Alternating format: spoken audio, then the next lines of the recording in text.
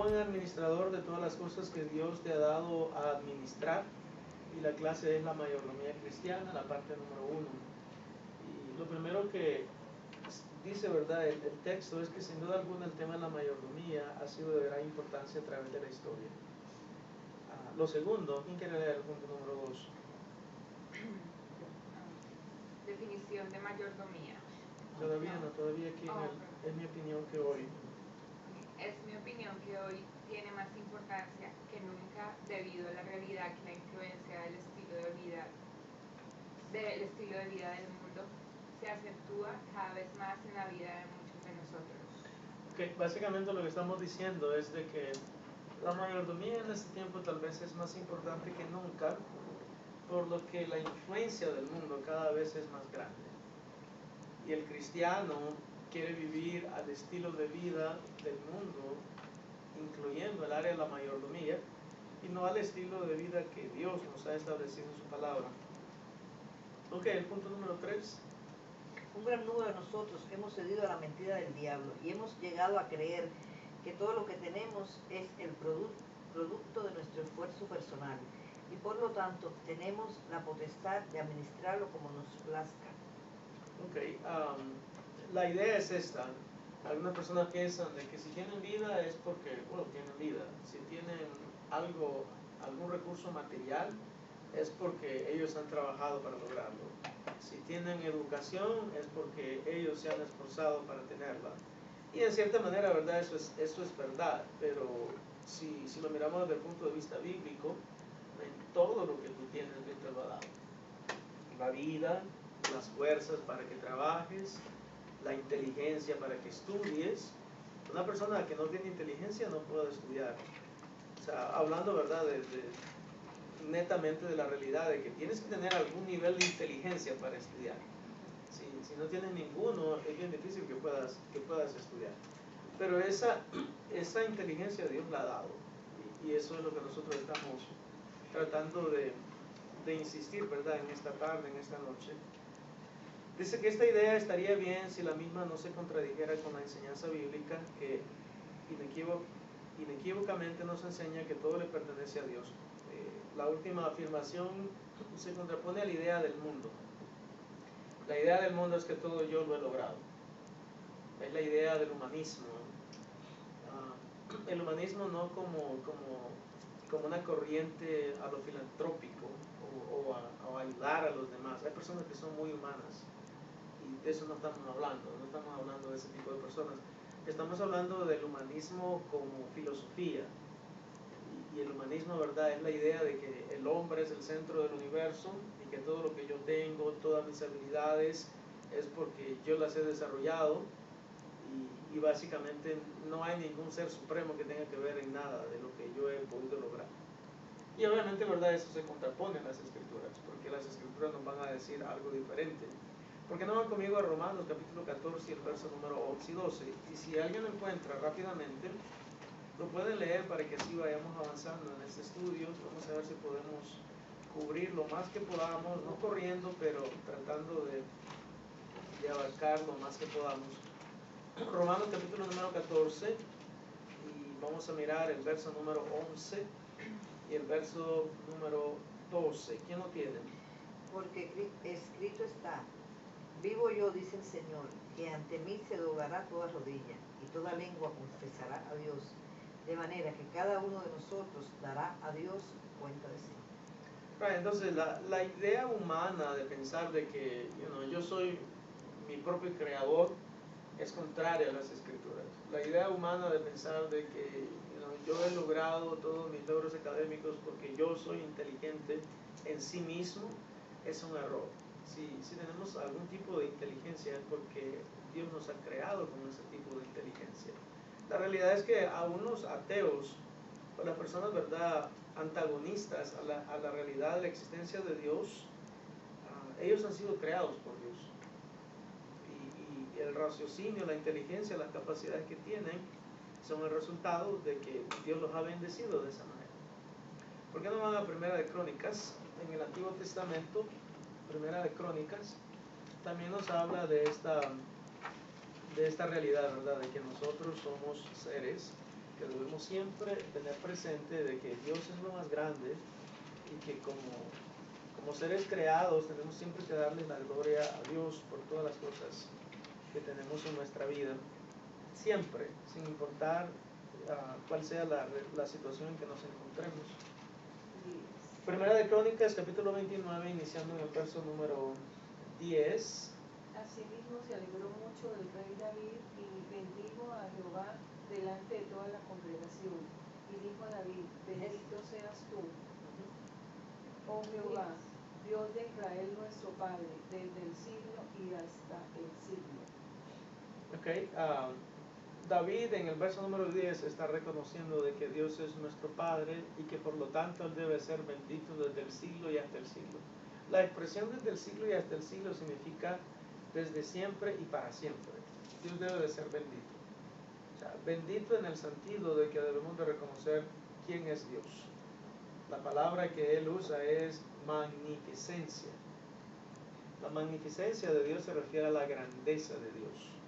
La grandeza de Dios está relacionada con las virtudes de Dios. ¿Se acuerdan? ¿Se acuerdan de alguna de las virtudes de Dios? Dios es todopoderoso. Dios es omnipotente. Dios es omnisciente. Dios es alguien que conoce el presente, el pasado, el presente y el futuro de todos nosotros. Y esas son virtudes de Dios. Ahora, note lo que dice el verso número 11. Tuya es, oh Jehová, la magnificencia y el poder, la gloria, la victoria y el honor. Porque todas las cosas que están en los cielos y en la tierra son tuyas. Tuyo, oh Jehová, es el reino, y tú eres excelso sobre todos. ¿Qué le parece esos versos?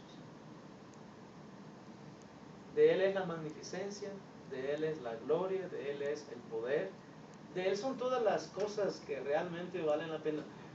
Lo interesante en la palabra del Señor es que encontramos nosotros la enseñanza bíblica de que yo realmente le pertenezco a Dios y que soy creación de Dios y que cualquier cosa que yo he logrado en la vida es porque Dios me lo ha permitido. Ya sea yo una persona cristiana o una persona que no soy cristiana, si yo he logrado algo es porque Dios me lo ha permitido.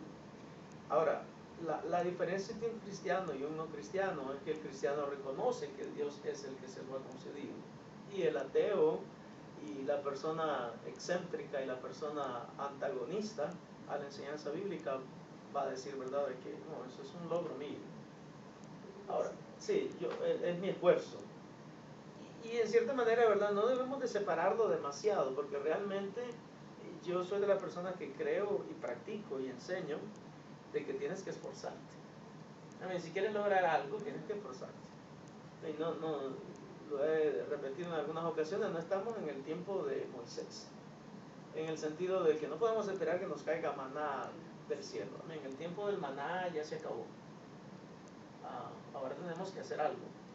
Tenemos que esforzarnos, tenemos que buscar, tenemos que golpear, tenemos que ver qué es lo que Dios quiere que hagamos. Pero en todo este proceso Dios nos está dirigiendo. Yo pienso que tampoco nos podemos olvidar de la palabra cuando dice buscar y hallaréis. Yes. Golpead y se os abrirá, llamad y se les va a responder, ¿verdad? La idea es de que yo no miro que Dios esté interesado en que yo sea pasivo en las cosas que yo tengo que hacer. ¿Sí? La pasividad no es algo bíblico. Pastor, como yo he escuchado que dicen, Dios dice, ayúdate que yo te ayudaré. Yo creo que obviamente es una expresión del mundo. También hay otra expresión que usa el mundo, ¿verdad?, que dice a Dios rogando y con el mazo dando. Y para ser honesto, Esa enseñanza está en la Biblia, en otras palabras. ya no dista mucho de la verdad bíblica, ¿verdad? Porque por lo menos el libro de Mateo es el que nos dice, buscad y hallaréis, llamad y se os abrirá, pedid y se os dará. Así de que hay un llamado de parte de Dios a la acción. En otras palabras, tú tienes que hacer todo lo que Dios te diga que debes de hacer. alguien dijo, yo pienso que está muy correcto, que nosotros los hombres de Dios y mujeres de Dios debemos de actuar y debemos de accionar como que si todo dependiera de nosotros. Esa es la manera de hacerlo, como que si todo dependiera de nosotros. Y luego de que hemos hecho las cosas, como que si todo dependiera de nosotros, entonces dejar todas las cosas completamente en las manos de Dios. Ahora, hay que establecer un balance claro en esto, ¿verdad? No es de que yo al principio lo hago sin contar con la dirección de Dios. No es eso. Es que, Señor, yo me voy a esforzar. Tú dirígeme, tú dame dirección para que yo me esfuerce en lo que tú quieres que haga. Pero, ¿no ha experimentado usted de que en la vida tú puedes hacer muchas cosas, pero llega un momento de que tú sabes de que ya no puedes seguir haciendo nada? ¿No es verdad? Que no puedo hacer más. Ya no puedo hacer ya más. tengo el límite. Sí, ya, esto es todo lo que yo puedo hacer realmente. Ahora ya es, Señor, entonces hay que comenzar con la dirección de Dios desde el principio. Señor, dime qué es lo que yo tengo que hacer. O sea, yo no soy de la persona que voy a Dios y le digo, Señor, haz la cosa por mí. No, lo que yo tengo que hacer, yo lo voy a hacer, Señor. Y tú dime qué es lo que tengo que hacer. Y ayúdame a tener valentía, a tener arrojo, a ser una persona que haga todo lo que yo tengo que hacer. Pero dame dirección, ¿cómo lo voy a hacer? Tú vas a estar conmigo en el proceso. Pero llega un momento de que Dios me va a decir, ok, a partir de este momento yo me encargo. Es tu límite. Sí, esto es lo que tú todo podías hacer, ya lo hiciste todo. Pero también yo creo que en la vida hay que hacer un análisis todo el tiempo. Ya hice todo lo que yo pude hacer. Es una buena pregunta. Ya hice todo lo que yo pude hacer, Señor. Ahora, ¿cómo saber eso? ¿Cómo saber la respuesta? Yo creo que si estamos desde un principio buscando la dirección del Señor, Él nos va a decir qué es lo que podemos hacer más. Él nos va a decir, mira, puedes hacer esto todavía que no has hecho. Porque Dios nos habla, hermanos. Dios nos habla por su palabra, Dios nos habla por medio de otras personas, Dios nos habla por medio de alguna puerta que se cierra, alguna puerta que se abre. Así es como Dios te habla. No esperes, ¿verdad?, de que Dios te va a decir, Sonia, o Marlene, o Ana. Si Dios le habla así a usted, gloria a Dios, ¿verdad? Pero en los últimos siglos, yo no veo que Dios nos hable de esa manera. Ahora, Dios puede escoger hablar, si Él quiere hablarte de esa manera, no hay ningún problema. He estado mirando algunos videos en los que Dios le ha estado hablando a muchos musulmanes por medio de sueños, por medio de visiones. Ahora, ¿Dios lo puede hacer? Claro que sí, el libro de Hechos habla mucho de eso, de que en estos postreros días el Señor va a hablar mucho por medio de visiones y de sueños. Ahora, yo no soy de las personas que vivo de sueños, sinceramente, porque a veces sueño algo y trato de pensar qué es lo que significa este sueño, y la mayoría de las veces no lo entiendo. ¿Qué es lo que significa? Yo nunca lo entiendo. Yo tengo a mi esposa que es reveladora de sueños, yo le digo Josefina,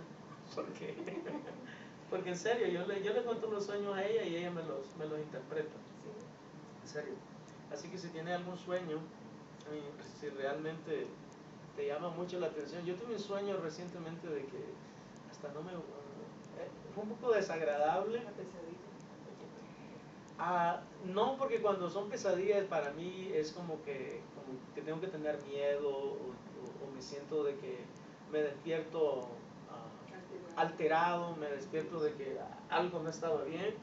Pero no, en realidad era como una revelación, pienso yo, en sueño. Pero no me gustó lo que vi, no me gustó. No sé, yo siempre voy a mi esposa y le digo, ¿qué piensas tú de esto? Y ella siempre me dice, ¿verdad?, qué es lo que significan los sueños. ¿Y si es así, pues si sale lo que ya dice? No, porque recuerda de que la mayoría de los sueños, por lo menos que yo he tenido, son sueños un poco raros. O sea, no es como que Dios me está diciendo, haz esto específicamente. Sueño cosas como, por ejemplo, una vez soñé de que estaba defendiendo a Obama. Lo querían matar a Obama, lo andaban buscando para matarlo. Y los guardaespaldas, ¿no? Tal vez andaban con la muchacha ese día igual en Colombia, pero no estaban, y entonces yo lo tuve que defender. Y lo interesante es que yo maté a varios. básicamente a todos los maté, de los que querían matar a Obama. Entonces yo le conté a mi esposa el sueño y ella me dijo, ¿verdad?, cuál era la revelación, la interpretación. Y la mayoría de los casos me gusta, ¿verdad? ¿Oh, sí? Pero era un gran amigo, amiguísimo mío, ahí al lado. Gloria a Dios. No, tal vez que vamos agarrando altura. Ya vamos llegando a los lugares altos. No, pero tenemos un gran amigo, ¿verdad?, que es el Señor. Así de que that's good enough sometimes. Pero, hermanos, entonces, si regresamos a la lección, dice el salmista, porque en Primera de Crónicas, de que del Señor es la magnificencia y el poder, la gloria. Y después dice por qué, si ustedes lo notan, porque todas las cosas que están en los cielos y en la tierra son tuyas. Tuyo, oh Jehová, es el reino y tú eres excelso sobre todos. Esto me recuerda del libro de Isaías. El libro de Isaías dice de que los pensamientos de Dios no son nuestros pensamientos y que los caminos de Dios no son nuestros caminos y que como son más altos los cielos que la tierra, así son los caminos de Dios más altos que nuestros caminos y sus pensamientos más altos que nuestros pensamientos. Y la idea es, ¿verdad?, obviamente, de que Dios está por encima de todos nosotros y todos lo debemos de entender. Por eso las cosas grandes que hay en tu vida, las cosas pequeñas que hay en tu vida, tú las tienes que poner delante del Señor. Porque si las pones delante del Señor, muy posiblemente estás haciendo lo correcto. Porque tenemos que reconocer que Él es el grande. Tenemos que reconocerlo. Cuando tú vives de esa manera vas a vivir mejor.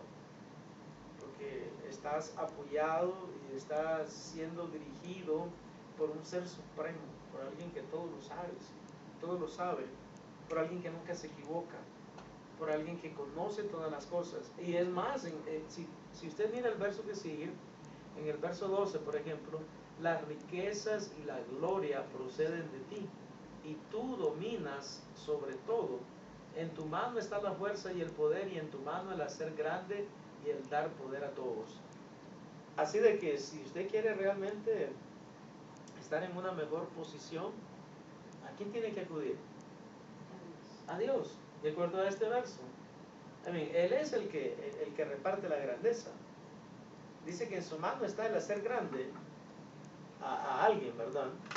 Entonces, yo creo que lo más importante en la vida por eso es, Señor, dirígeme tú. Yo quiero hacer lo que tú me digas. Yo quiero estar en el lugar donde tú quieres que estés. Yo quiero hacer tu voluntad y no la mía. Y cuando usted piensa de esa manera, muy posiblemente su vida va a ser completamente diferente.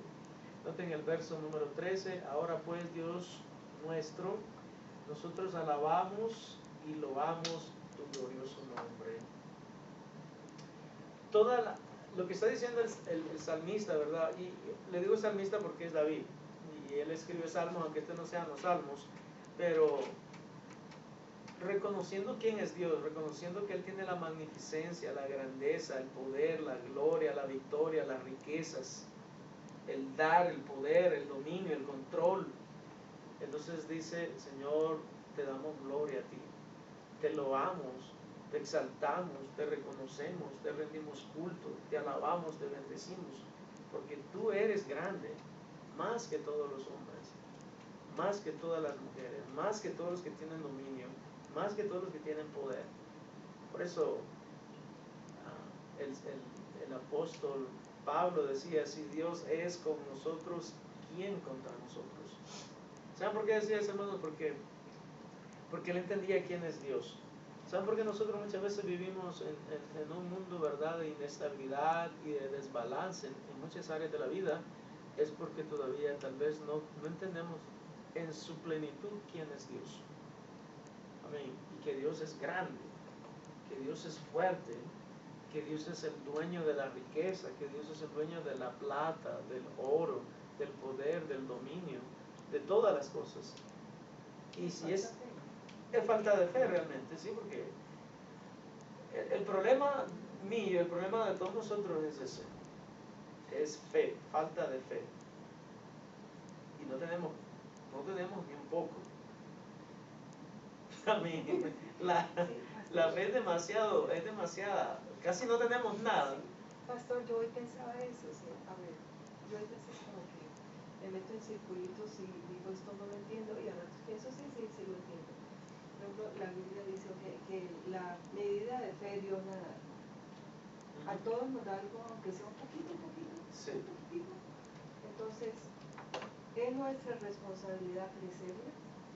Y yo me digo, bueno, pues si me dio un poquito, entonces quiere decir que él quiere que yo crea un poquito. Sí. Well, pero él dice que él da de acuerdo a la medida de la fe. En otras palabras, para mí la manera como yo lo entiendo, ¿verdad? Hablando del tema específico de la fe, es de esta manera como funciona. La primer fe o el primer tipo de fe que nosotros podemos experimentar es la fe para creer. Y aún esa fe, dice la Biblia en Efesios 2, de que no es de nosotros, de que esa fe Dios la aplica en tu vida.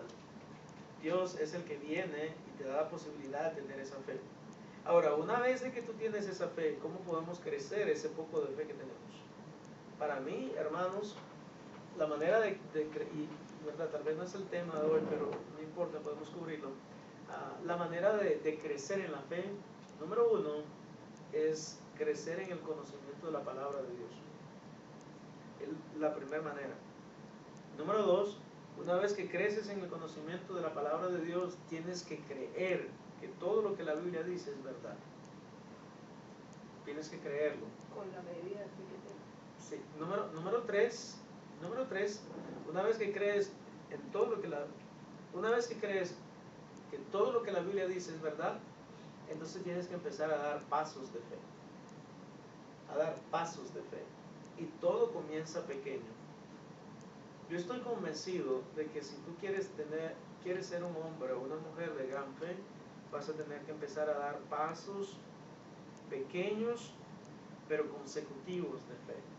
Confía en el Señor en lo poco. Tienes que confiar en lo poco.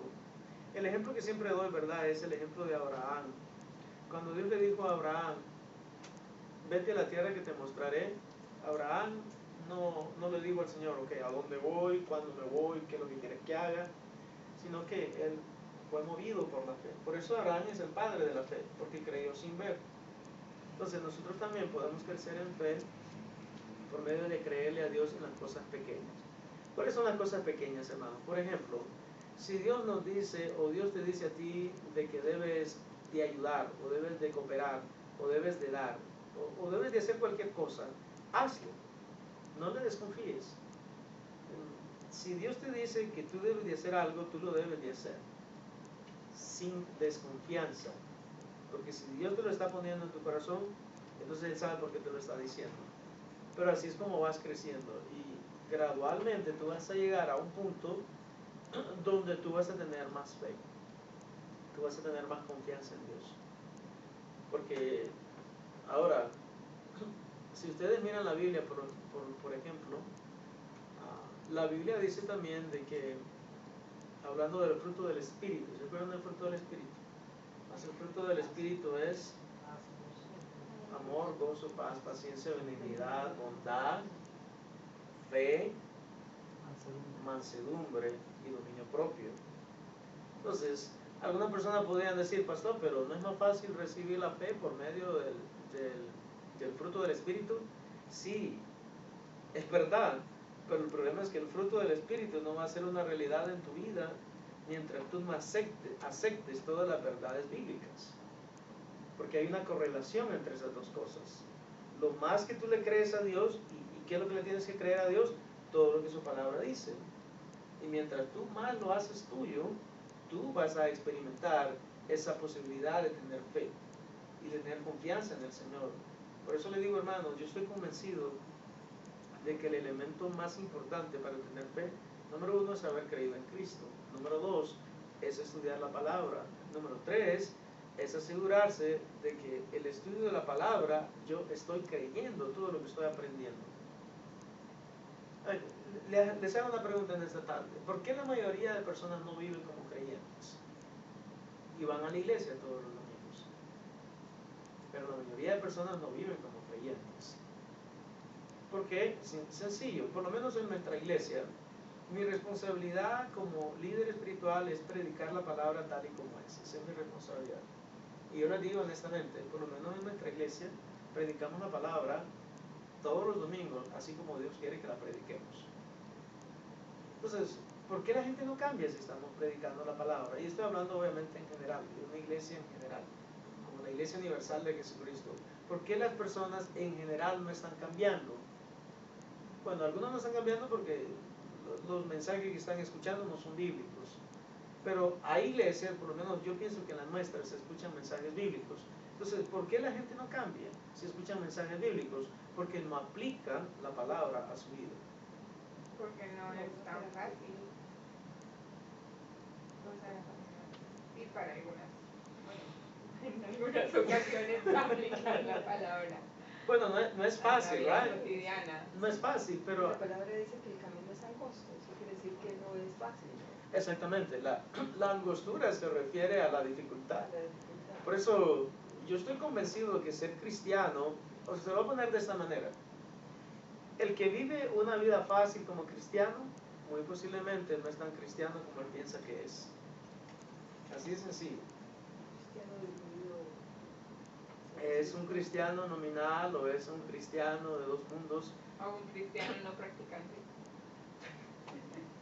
Sí, esa es una buena expresión, hermanos, porque últimamente, sinceramente, yo estoy convencido, sin lugar a dudas, de que si tú no estás practicando el cristianismo, muy posiblemente no eres nada. Amén, esa es mi opinión.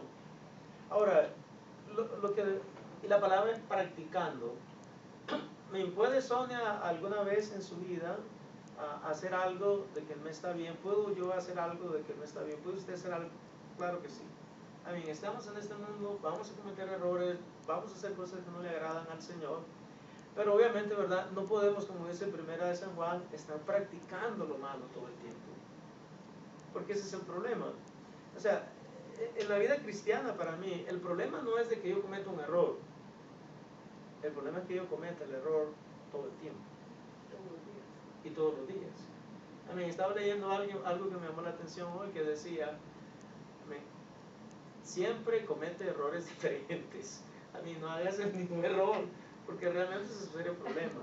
Y en la vida cristiana, si la persona vive haciendo y cometiendo el mismo pecado, para mí es simplemente que no es creyente todavía. Necesita realmente conversión. Ahora, ¿podemos cometer errores? Lo reitero nuevamente, yo pienso de que sí. ¿Podemos nosotros pensar en que podemos cometerlos y que no tenemos ningún problema? Pienso de que no. Si tú piensas de que puedes cometer errores en la vida cristiana intencionalmente y pensar de que todo va a estar bien, esa actitud que tú tienes de que no importa cometer errores porque tú vas a estar bien de todas maneras, ese es un error. Porque para mí el cristiano no debe de andar pensando, voy a ver cuál es el próximo error que cometo. Si lo cometo sin planificarlo, sin analizarlo, sin fraguarlo, sin inventarlo, entonces muy posiblemente estoy justificado. Si lo cometo analizado, pensado, fraguado, muy posiblemente estás condenado. ¿Y qué es esa persona cristiana? La persona que actúa con premeditación y alevosía, pensando que mi güey es salvo y que la gracia sobreabunda. Esa persona es cristiana. Bueno, esa es mi posición, ¿verdad? Lamentablemente, hermanos, como lo hemos discutido en muchas ocasiones, hay una corriente en este momento que enseña lo contrario. Nosotros enseñamos que la persona tiene que mostrar con sus acciones que es cristiano. Sí, tiene que tener fruto. Porque si no tienes fruto, entonces es muy posible todavía la semilla de la regeneración no está en tu vida. La semilla de la transformación. Cometemos pecados todos los días, pero no vivimos un estilo de vida de pecado. Por ejemplo, si yo antes era mentirosa, de las 100 palabras que decía, 99 eran mentiras, se supone que yo soy cristiana, eso vaya mejorando mi vida. Exactamente. No es que no voy a decir mentira. Que no debiera ser, sí, pero... Es que no somos perfectos, ¿verdad? Perfectos no somos, pero sí estamos en el camino de la perfección. Se lo voy a poner de esta manera, si lo quieren, si lo queremos entender de una manera práctica. Si Cristo viene hoy, por ejemplo, si Cristo viene hoy y puede venir, y le pregunta, ¿eres tú perfecto? ¿Cuál es la respuesta? La respuesta es, no Señor, yo no soy perfecto, pero he sido perfeccionado. La palabra perfeccionado, si lo entendemos desde un punto de vista teológico, significa que yo he sido dirigido por ti para estar en el camino de la perfección. Ese es el punto. Mi mente ha sido renovada de tal manera de que ahora yo busco las cosas que te agradan a ti. No estoy pensando en la imperfección, estoy pensando en la perfección. No es de que ya sea, como dice por ejemplo Filipenses capítulo número 3, yo mismo no pretendo, dice el apóstol Pablo, el haberlo ya alcanzado, pero una cosa hago, olvidando lo que queda atrás, me proyecto hacia el futuro. Y ese es el punto. El cristiano, honestamente, no puede vivir ni en el pasado, ni en el presente, simplemente mortificándose por los errores que cometas hoy. Tienes que vivir siempre pensando en el presente, obviamente, pero en proyección al futuro. ¿Qué es lo que yo puedo mejorar? ¿Qué es lo que yo puedo cambiar? ¿Qué cosas pueden transformarse en mi vida? ¿Cómo el Señor puede actuar en mí? ¿Cómo puedo ser una mejor persona? Porque así es como dice el apóstol, ¿verdad? Prosigo al blanco, al premio del supremo llamamiento en Cristo Jesús. Entonces, la meta verdaderamente es ser como Jesús. Y si tú lo analizas y si quieres mirarlo desde este punto de vista, en una escala del 1 al 10, por ejemplo, ¿qué tanto te pareces tú a Jesús? Siendo 1 lo menos y el 10 lo máximo. ¿Qué tanto nos parecemos a Jesús? En sus virtudes, en sus características, en el tipo de persona que era, en la paz que tenía, en el amor que él expresaba, en la misericordia que tenía, en la compasión que tenía. Porque hay diferentes esferas de relaciones y comportamiento humano. Pero eso también puede desalentarme. Claro, porque si me comparo con Cristo, estoy por el subsuelo. Yo sé que he mejorado, pero vaya, yo no me he cambiado, el Espíritu Santo. Pero comparándome con la misericordia, la compasión, el amor de Cristo. Es cierto, pero el punto es de que esa es la meta. La meta es ser como Jesús. La meta es poder exhibir en nuestras vidas cada día más las características que Jesucristo exhibía. Bueno, y ese es el secreto está como en tratarlo cada día, tratarlo. Exactamente. Proponernos eso. Sí, tratarlo. El punto no es, ¿verdad?, pensar, yo voy a ser como Jesucristo mañana. Claro. No, Señor. Un día a día. Yes. Y eso es lo que dijo Jesucristo, ¿no es verdad? Un día a la vez, un día a la vez, un día a la vez, un día a la vez. No puedes pensar, yo ya voy a hacer mañana. Pero si estás en el camino de la perfección, estás bien. Si estás en el camino de la santidad, estás bien. Si estás en otro camino, muy posiblemente no estás bien. Todavía estás en el pecado, todavía no estás pensando como Dios quiere que pienses. Como dicen por ahí, pastor, como los borrachos, tomar un día a la vez.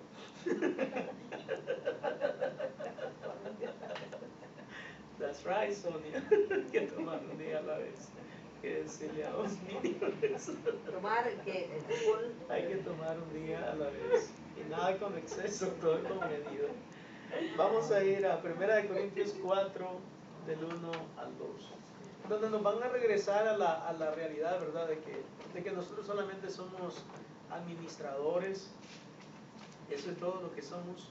Somos administradores. Y eso es muy bueno entenderlo. 1 Corintios capítulo número 4, el verso número 1 y el verso número 2. Así pues, ¿ya están ahí, hermanos? 1 Corintios capítulo 4, verso 1 y verso número 2. Así pues, téngannos los hombres por servidores de Cristo, y ahí viene la palabra, y administradores de los misterios de Dios. Ahora bien, se requiere de los administradores que cada uno sea hallado fiel. ¿Qué le parece esa palabra? Fiel. Ahora, en el verso número 3 él dice algo, ¿verdad? Lo voy a mencionar, aunque no está aquí, pero lo voy a mencionar porque él dice algo muy importante. Yo en muy poco tengo el ser juzgado por vosotros o por tribunal humano, y ni aún yo me juzgo a mí mismo, porque aunque de nada tengo mala conciencia, no por eso soy justificado, pero el que me juzga es el Señor. Y lo que está diciendo, ¿verdad?, es que yo soy un administrador de los misterios de Dios, de las cosas que Dios me ha asignado. Yo soy un administrador de mi vida, yo soy un administrador de mis habilidades, yo soy un administrador de mis dones, yo soy un administrador de mis recursos financieros, yo soy un administrador de mi cuerpo. Esas son las áreas de administración, las áreas de la mayordomía. Yo soy un mayordomo. Vamos a definir lo que el diccionario dice, lo que es la mayordomía, lo que es un mayordomo, y después vamos a ver lo que es la mayordomía cristiana. Yo creo que hasta ahí vamos a concluir por hoy. Si alguien puede leer la definición de mayordomía de acuerdo al diccionario de la Real Academia. Definición de mayordomo de acuerdo al diccionario de la Real Academia Española. El diccionario de la Real Academia Española define mayordomo como el criado principal a cuyo cargo está el gobierno económico de una casa o hacienda. También lo describe como el oficial que se nombra en las congregaciones o cofradías para que atienda a los gastos y al cuidado y gobierno de las funciones. Alright, esa es la definición de mayordomo. Si ustedes van un poquito arriba, ahí se define lo que es la mayordomía, y dice que la mayordomía es el cargo y es el empleo de un mayordomo administrador. Esa es la definición de mayordomía. Ahora, mayordomo es el criado, mayordomo es el administrador. La persona. Sí, o sea, de que No es dueño. el mayordomo nunca es el dueño, nunca. El manager de un lugar nunca es el dueño. Bueno, en algunas ocasiones sí, pero en general, cuando hablamos, si yo digo yo soy el mayordomo de un lugar, muy posiblemente no soy el dueño. En este país se da mucho, ¿verdad?, de que el manager puede ser el dueño, que es el administrador. Pero en la mayoría de los casos, cuando yo digo yo tengo un mayordomo, me estoy refiriendo a una persona que es mi empleada y que yo le he dado el privilegio de estar a cargo de la empresa o de estar a cargo de cualquier área de responsabilidad en una empresa o en una institución o en cualquier otro lugar. Entonces debemos de entender, entonces, la mayordomía es la administración, es la función. El mayordomo es el que desempeña la función de mayordomía. Ahora, ¿qué significa mayordomía desde un punto de vista bíblico? Porque lo tenemos que ver desde un punto de vista bíblico, y ahí vamos a concluir por hoy. Vamos a ver acerca de qué es la mayordomía cristiana, de acuerdo a la palabra de Dios, y las diferentes áreas en que el Señor nos ha hecho mayordomos.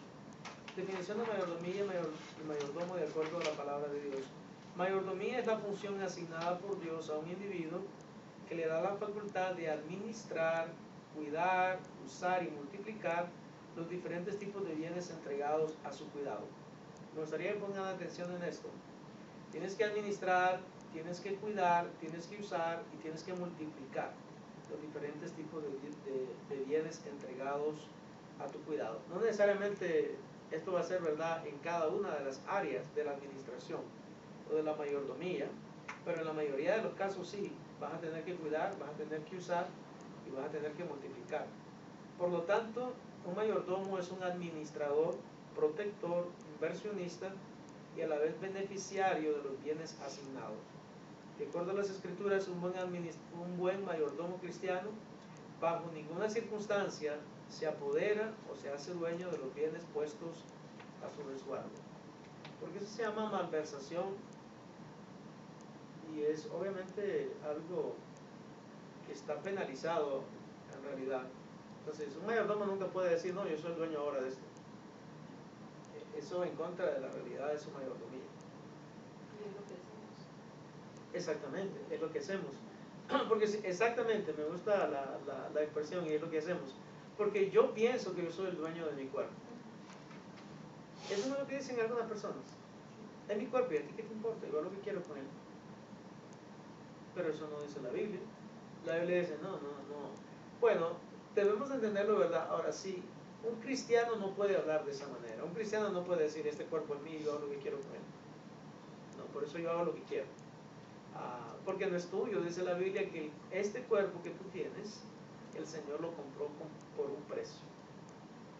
Así que tu cuerpo le pertenece a Dios. Y es el templo del Espíritu Santo. Entonces yo no puedo pensar y decir, mi cuerpo me pertenece, así que yo puedo hacer lo que quiera. Como algunas personas piensan, ¿verdad?, de que pueden hacer lo que quieren con su cuerpo, pero no es verdad. No es verdad. Las diferentes áreas en las cuales Dios nos ha asignado responsabilidades de mayordomía, en general son 3, hermanos. 3 áreas.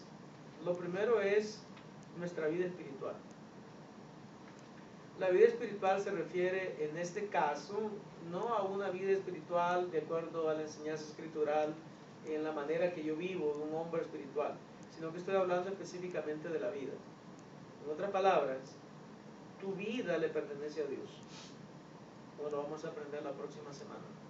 Tu vida le pertenece a Dios. Porque Dios te dio la vida, por eso le pertenece a Él. Entonces tú eres un administrador de tu vida.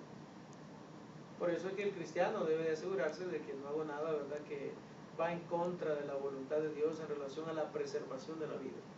Yo sé que algunas personas hacen un montón de locuras, pero uno debe de entender de que la vida me la dio Dios. La segunda área, hermanos, es, siguiendo con el aspecto espiritual en general, el alma es la vida. El cuerpo, obviamente estamos hablando del cuerpo físico, y el espíritu, estamos hablando del hálito de vida. Entonces, 3 áreas cuando hablamos de lo espiritual. El alma, como lo vamos a aprender la próxima semana, se refiere a todas tus habilidades, a tu raciocinio, el intelecto, el libre albedrío, la posibilidad de elegir entre lo bueno y lo malo y todas esas cosas.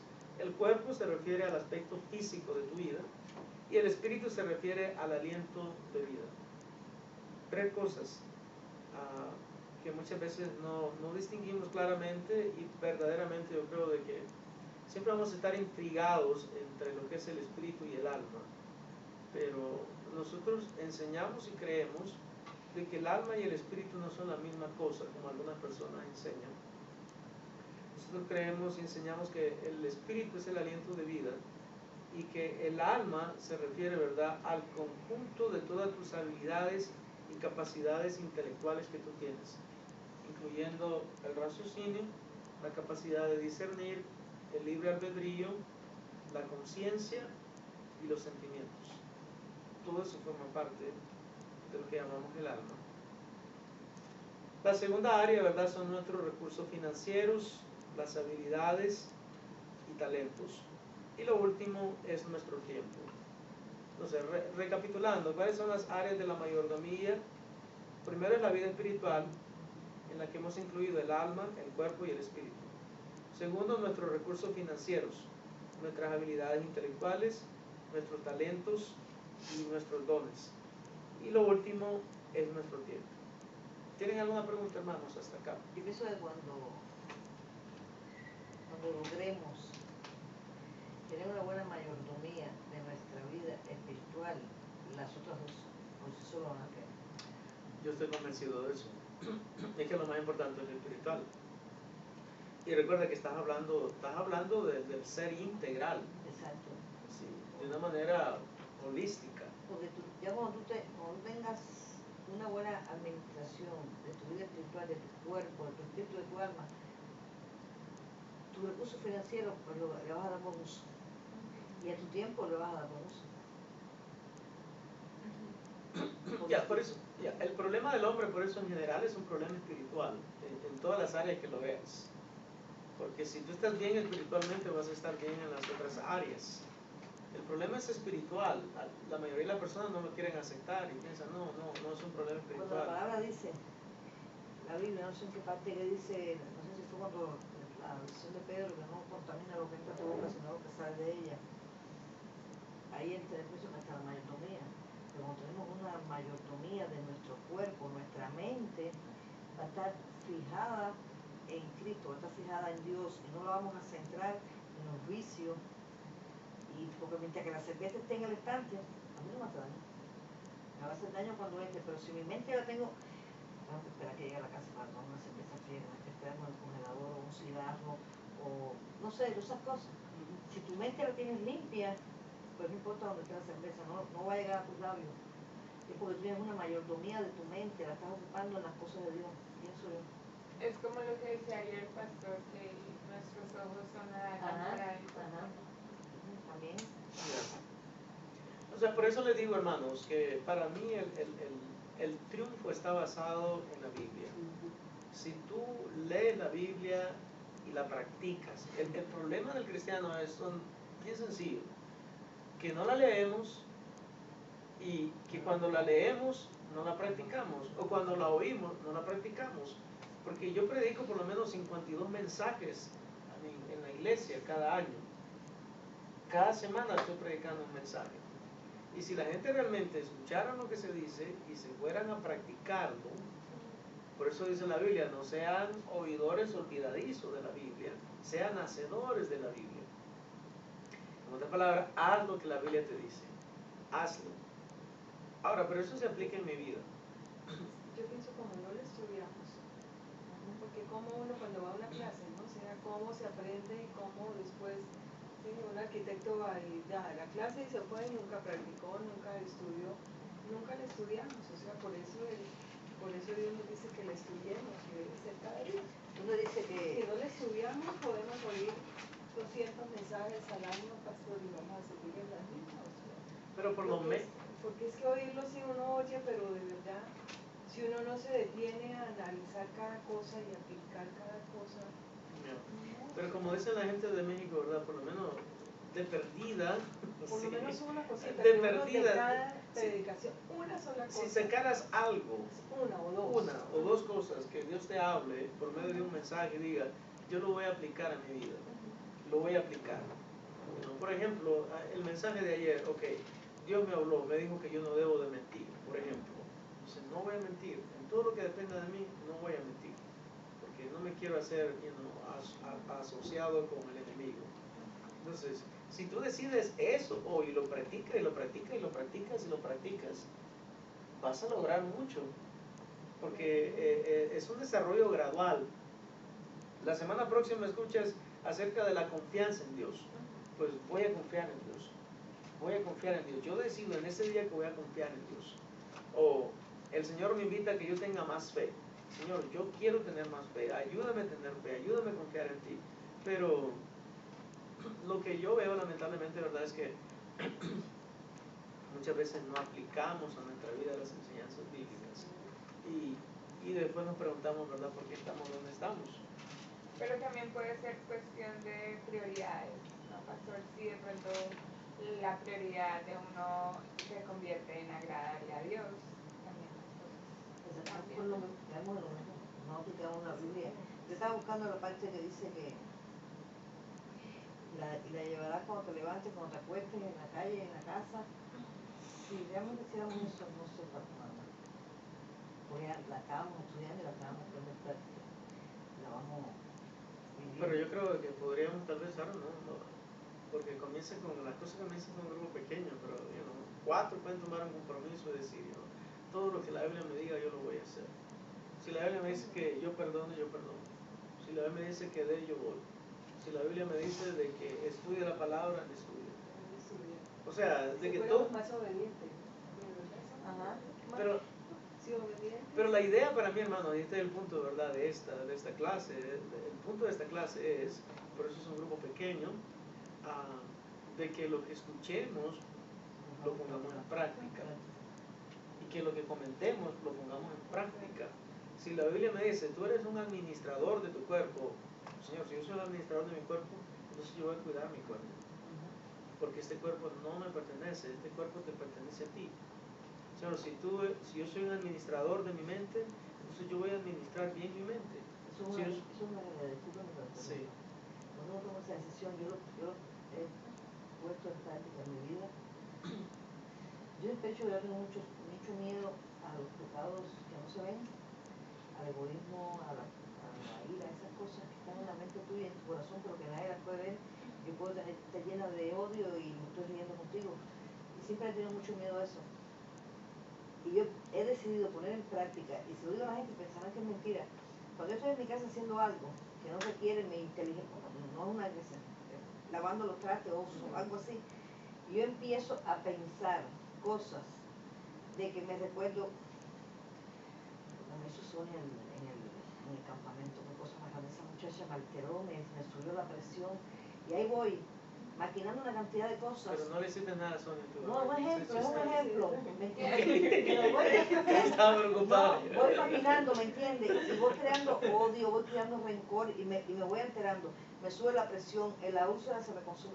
Entonces, al momento, yo estoy tratando de pedirle a Dios todos los días que automáticamente yo me doy cuenta que tengo que quitar ese pensamiento de mi vida. Y no puedo pensar, tengo que pensar en el campamento cuántas cosas me hicimos. En vez de estar haciéndole énfasis a lo malo, a lo negativo que me pasó o que me hicieron, énfasis a lo positivo, a las cosas lindas que nos pasan a diario, y siempre nos enfrascamos en lo negativo más que en lo lindo.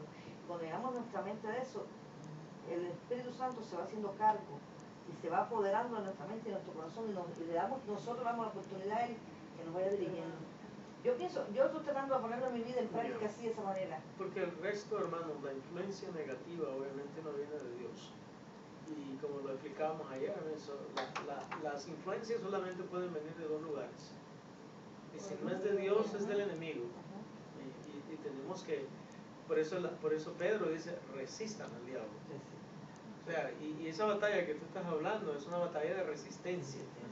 O sea, tú le estás diciendo, no, a mí no me vas a poner pensamientos negativos en mi mente. Porque a todos nos sucede. Nos pasa, claro. A todos. Y no importa dónde estés, no importa dónde te desempeñes, siempre te va a poner el enemigo pensamientos, ¿verdad?, negativos. Y ahí es la resistencia del cristiano. Tienes que decir, Señor, yo no tengo que estar pensando en estas cosas. La realidad es que tengo que pensar en lo bueno, en lo positivo. Y el apóstol nos dice, ¿verdad?, en qué debemos de pensar. Si es algo que es digno de renombre, si es algo digno de imitar, si es algo que valga la pena, dice, entonces en eso piensen. Pero no piensen en lo negativo. Y pienso en David, que Dios lo llamó hombre conforme al corazón de Jehová. Y eso, yo digo, ¿cómo ha venido David su corazón? Porque sabemos su historia no fue linda, conocemos todas las cosas que hizo, negativas, malas, pero sin embargo yo me imagino que él haya tenido una lucha espiritual en para llegar a tener un corazón agradable conforme al corazón de Jehová, ¿me entiendes? Entonces yo me imagino que se haya luchado mucho por eso, para tener un corazón así, y yo pienso que es una guerra, no es una exageración mía. Yo no soy de estar reprendiendo a Satanás ni nada de eso, de aparte de venir ni nada de eso, vaya, como hay ahora. Pero sí creo que sí tenemos que tener una guerra, y tenemos que nosotros mismos tomar conciencia de no abrirle la mínima ranura, porque por ahí se cuela. Sí, pero ese es el punto, exactamente. Por eso es que hay que vivir las escrituras y conocerlas. Efesios, lo que tú estás mencionando, Efesios, de que tenemos una lucha espiritual y no tenemos lucha contra sangre ni carne. También la palabra del Señor nos dice, y no deis lugar al diablo. No le des lugar, porque fácilmente él se va a inmiscuir en cualquier área de tu vida, en cualquier momento, y él sabe cómo meterse.